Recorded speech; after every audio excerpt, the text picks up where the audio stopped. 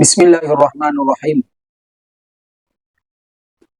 دو طرف سے کمیشن لینا کب جائز ہے اور کب ناجائز ہے؟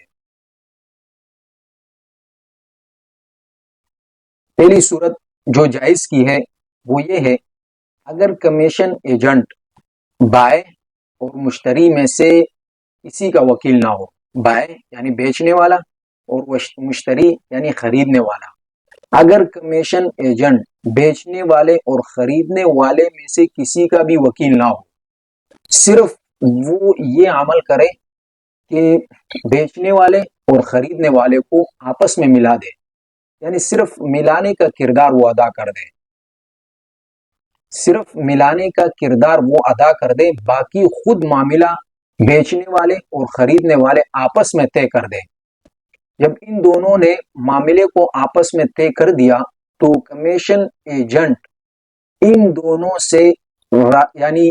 جو متعینہ کمیشن ہے، یعنی کمیشن کو پہلے متعین کرنا ضروری ہے، ان دو یعنی کمیشن ایجنٹ نے جو کمیشن متعین کیا ہے وہ ان دونوں سے وصول کر سکتا ہے، تو یہ صورت جائز ہے۔ اور ناجائز کی صورت یہ ہے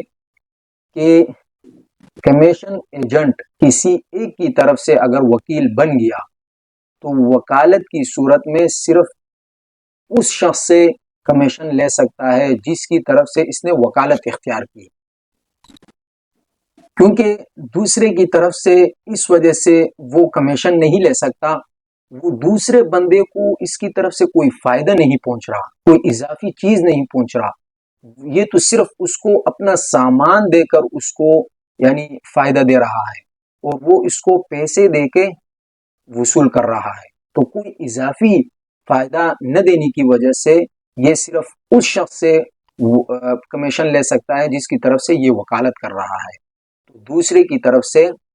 اس کے لیے کمیشن لینا جائز نہیں ہے۔